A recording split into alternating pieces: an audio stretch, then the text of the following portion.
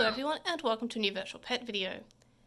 In this video I will be comparing the English release of the Digimon Digivice data link with Japanese release, which was called the Digivice IC.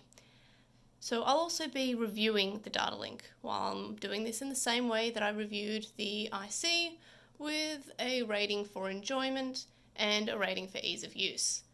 So first of all, this is obviously the English version. I say obviously because it doesn't have the 3 prongs at the bottom, and otherwise it's more or less the same. I think the screen's a little bit smaller.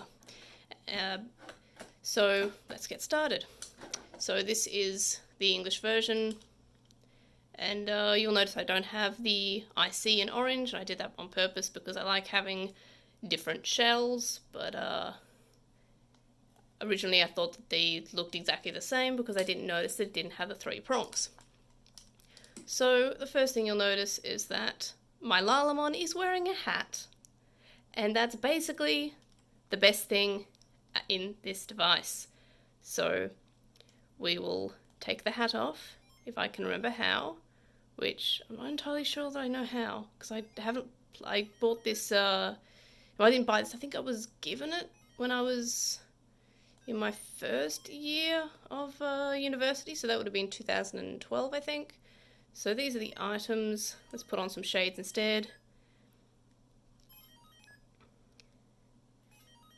Yeah, so it's fairly cool. And when I was reviewing the IC, I mentioned that the ICs are a lot like the Tamagotchi in the way that you can sort of interact with your Digimon and give them different items to wear, and to like an afro or a helmet or what have you. And the data link also has that functionality. You'll notice the contrast is super dark. It's not super good compared to the other ones, so it's a bit harder to see. So before I go into too much about the gameplay, there is one more cosmetic difference, and this is the same with Tamagotchis and Digimons. The most recent releases in the Japanese version will have this little button that you push in to release the battery door, and the English version is still using a big ass screw. So battery door, but otherwise it looks fairly similar. The English version has, you'll notice, the funny thing is that it's got an infrared port here, while the Japanese version has the infrared port here. So they communicate with each other with infrared. I don't have a second data link, so I don't have anything to communicate to, but it's not really as important or important at all. There's nothing that really unlocks, but you'll also notice that it also has this ring at the top. Again, looks slightly different from the Japanese version, and this was used on plates that came with it. Or, and this is fairly handy, but I don't actually own any of these toys, a few of the Digimon figures actually had something on their their foot or their bottom, and you would connect that and you would be able to scan whatever DNA or items was in that figure. I don't have any of those figures, I just know because I've seen it online, but and that's fairly handy. But otherwise you can scan your DNA in the same way that you could scan your Digisoul on the ICs. So the main draw of this is that it's not actually a virtual pet. It doesn't actually evolve, to the mega form and stay at the mega form. It will actually stay at the child form. And the only times where it does evolve is in the Coliseum battles, and this is, I think, a fairly cool and fairly fun feature. If you just leave your Digivice alone somewhere, after a while it will start to beep at you. And it's very similar to the Digi window that I showed in the last video when I was reviewing the ICs, is that you will go on missions. And in these missions, then you'll be able to evolve your Digimon, and by evolving your Digimon, you can beat the Digimon, and there's not really a mini game like the Digi window. It's mainly just evolve your Digimon and fight whatever Digimon has come up, and fight through the battles in that way. So it's like the other Quest Digivices in that way, but instead of, it doesn't have a pedometer, you can see, no pedometer. it just uses as a time-based thing where we'll have the random encounters happen throughout the day. So that's fairly cool. And in order to digivolve, that's the use of the DNA in this toy. You actually eat the DNA at the start of the battle, and then you will then be able to evolve depending on what DNA you gave it or how much. So you can also train your Digimon here. You can training and check your points. But I think this one's a Coliseum, so let's go and see if we can do a Coliseum Battle.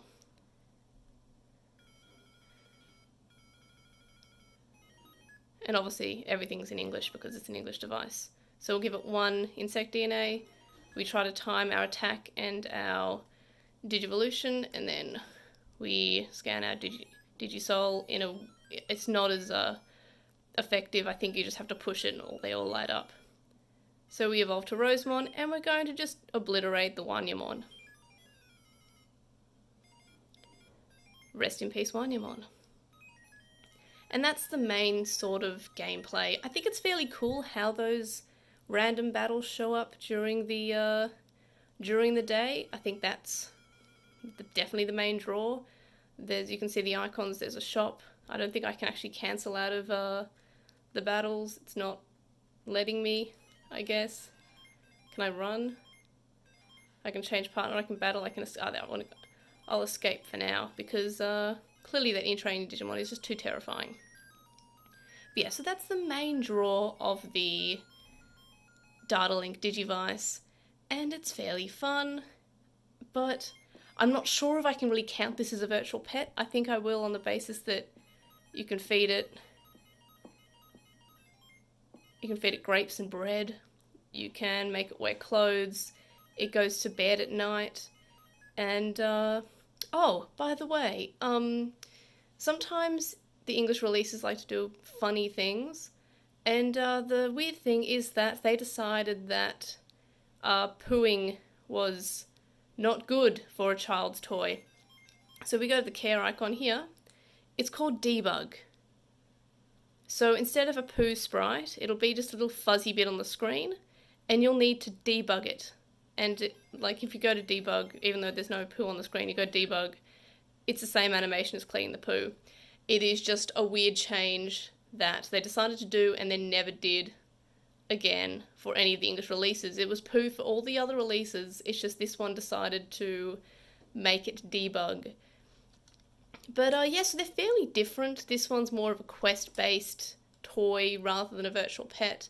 But there are definitely virtual pet aspects, and it is the most virtual pet, non-virtual pet in the Digimon range.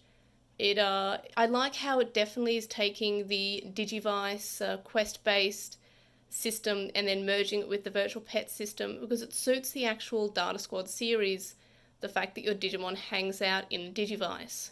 And the fact that you can make it wear hats is probably my favourite part too. But yeah, besides that, there's not much to say about it. It's definitely enjoyable to run through the entire thing. I remember when I first got it, I think it was like my first week of university, and I was playing with this, but like the big child that I am. But yeah, I would definitely recommend picking it up if you like the idea of having something that's a virtual pet that you need to put less effort in. In terms of ease of use, it is very easy. I probably shouldn't have given the IC a 10 because this one's definitely easier than that. I guess I'll also give it a 10 because it's not really a virtual pet. And enjoyment's probably a 7. So yeah, enjoyment 7, ease of use 10. It's fun. It is very fun, and I kind of do want to pick up the burst version. There we are. We've got an emergency. May as well play through that. So we select the area in the digital world we're needed in, and if you recall, this is very similar to the Digi window. We've got Mercurymon, and we'll Digivolve, and we'll charge our DNA. And as you can see, it will always be full for what you've selected at the start. It's not as reactive, and we get Rosemon. and then we get to be in the battle. And that's basically it. So thanks for watching, and I will see you guys in the next video. Bye!